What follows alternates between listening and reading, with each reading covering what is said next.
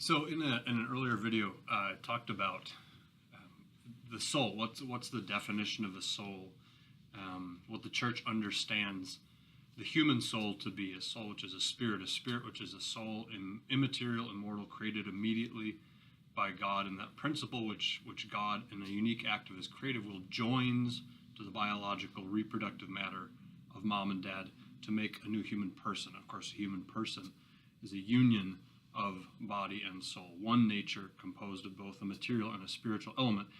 So I talked about that in the other video, but in this video I want to follow up on then the implications of that.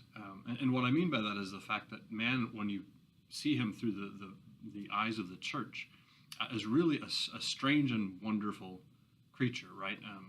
Composed as he is of both body and soul in union, and then this duality in unity of the human person is created really as a microcosm of the universe, in a sense.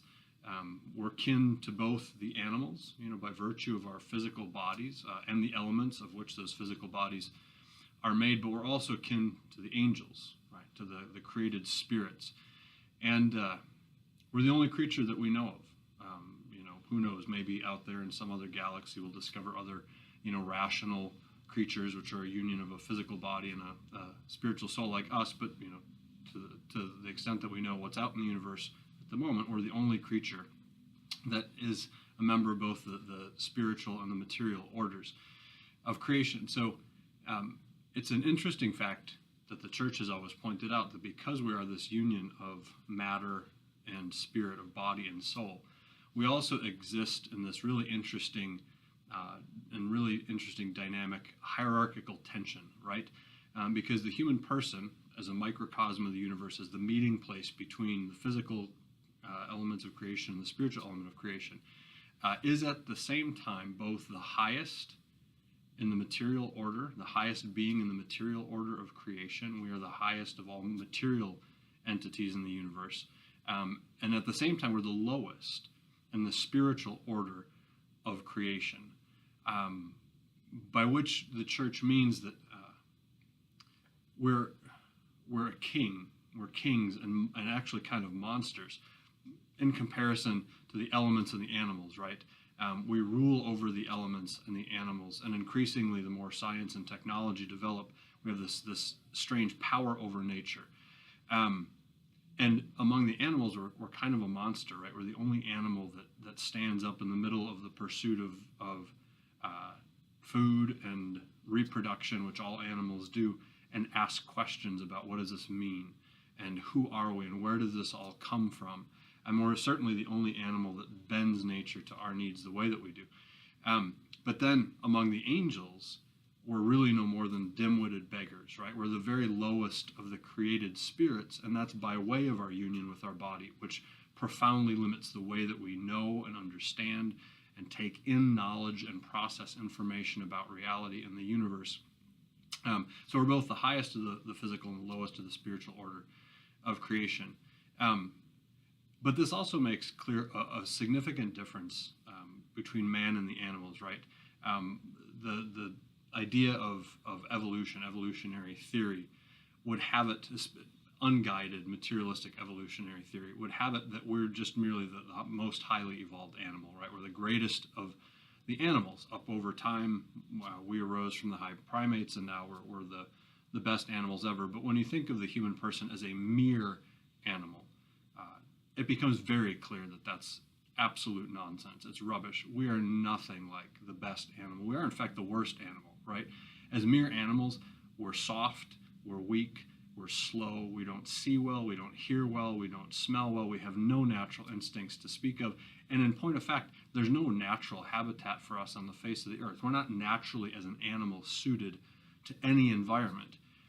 We're the kind of creature, the kind of animal, as a mere animal, that ought to have evolved on Tuesday and gone extinct on Wednesday. We're terrible animals.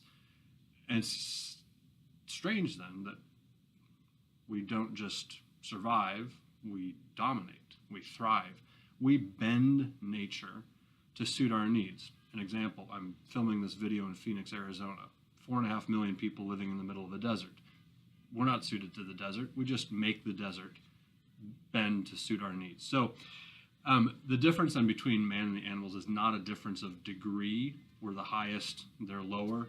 It's a difference of kind. We are fundamentally a different kind of creature, and we are a different kind of creature by way of our rational, spiritual soul, which is the power in us that enables us to bend nature to our needs, to do science and technology and all that stuff. And then the church follows that fact with so they're already, humans are exceptional. We're already different. We're a different kind of creature. We're an exceptional kind of creature. As a mere animal, we're the worst animals. We're monsters among the animals. This strange thing that stands up and begins asking questions of the universe and then pressing the universe to answer those questions and manipulating nature. But the church goes even further with the human exceptionalism because, of course, the church recognizes that 2,000 years ago now, God himself became one of us.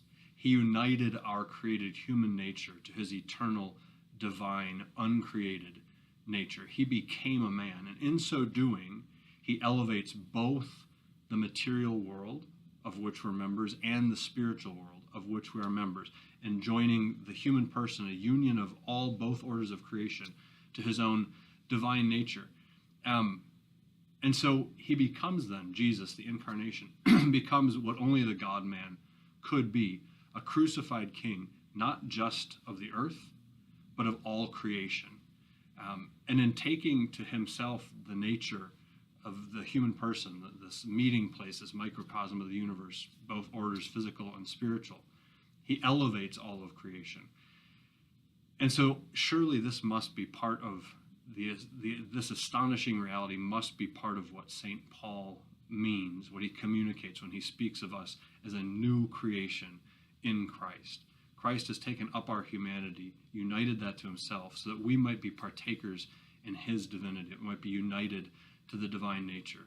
And so because every human life has its origin in a unique act of God's creative will as he breathed an immaterial, immortal soul into the union of biological reproductive matter from mom and dad, every human being, every human person has their origin in this unique creative act of God's will.